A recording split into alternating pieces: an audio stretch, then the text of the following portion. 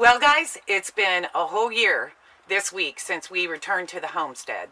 And although we're not exactly where we thought we'd be at this time, we do have to look back and say, man, we have really accomplished a lot in this year. My main focus was to get the garden amended, the soil in the garden amended, get my containers going, having a strong and steady plan for next year's growing season.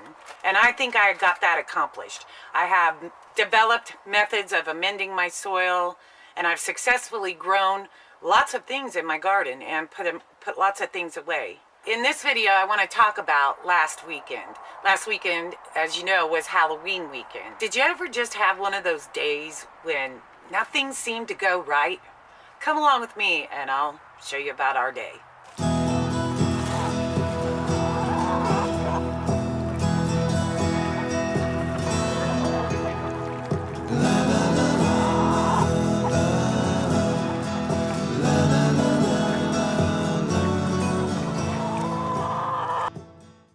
I was so excited to show you guys how we are actually installing this pallet wood wall into the outdoor kitchen. And it was a sunny day, everything was set to just go off really, really well. And we were really pumped up and gonna get some things done. Jay went through the second sorting of the pallet wood boards and got them arranged and was really ready to kick it in gear. He got his first few boards sawed and got them all ready to put on the wall and got inside. And this is what happened.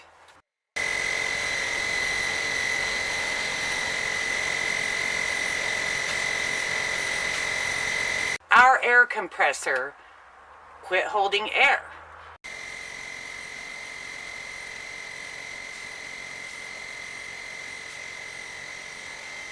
And this was our small compressor. So he went up the hill and got the big air compressor, and it wouldn't work either. So we're kind of dead in the water until we figure out what's wrong with those air compressors and if we can get them fixed. We were both pretty bummed out because we were really planning on getting a lot done.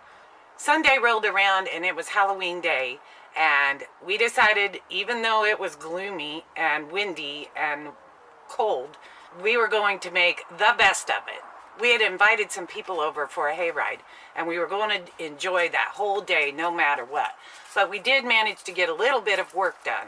Over the years, the pond has grown up. All the way around this pond has grown up, and it's really filled up with dead leaves, and sooner or later it's going to have to be dredged out to be an actual workable pond, especially if we want to have any fish.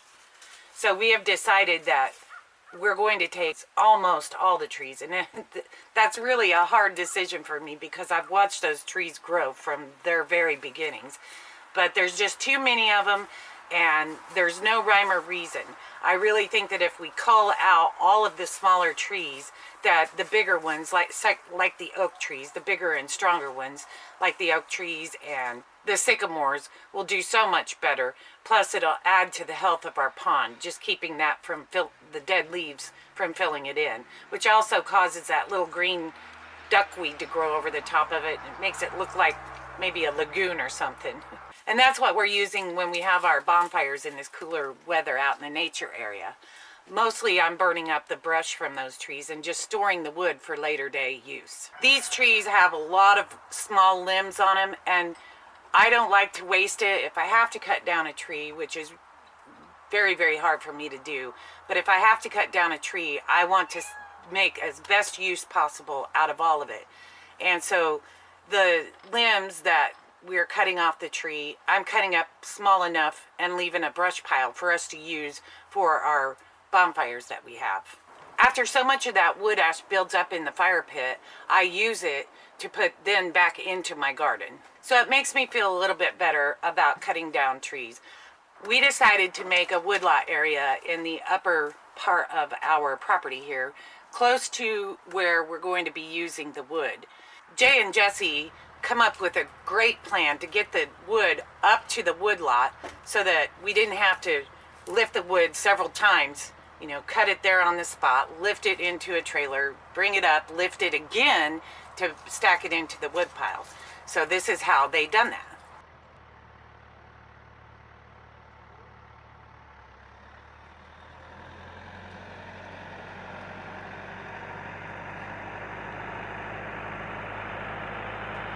They just wrapped the chain around the tree and attached that chain to the tractor and pulled it up the hill into this spot where I could then work when I have free time with my chainsaw, cutting it up.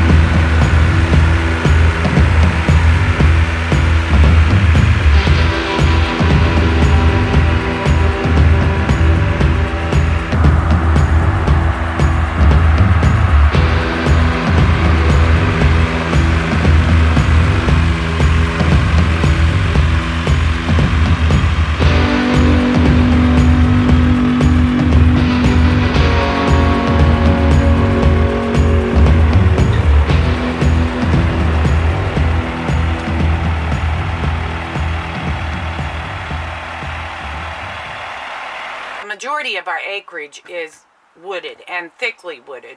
So thick, in fact, that you can't drive anything in there to get to the dead trees. And then you have so many small trees packed into this area that none of them are able to get bigger. So we've been doing some research on management, forestry management, and that's how we plan on clearing our woods so that some of the stronger oak trees will grow bigger, and also so we can get a tractor with a trailer back into those woods. I will tell you though, as I go through the woods and I look at the bigger oak trees, a lot of them are dying. In fact, we had one up here by the house that is completely dead, a ginormous oak tree, beautiful oak tree that is completely dead this year. And I believe it's due to grapevines growing in it, because this tree was just so overwhelmed with grapevines that are this big around.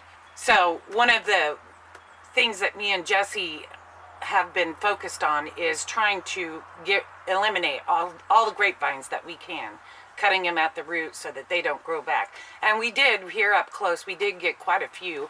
I think we have actually saved a huge walnut tree that didn't grow any walnuts this year, but I think it's just been so covered up with grapevines for so long that it needs another year to really do good. Jesse's pretty excited because he bought himself a big new chainsaw.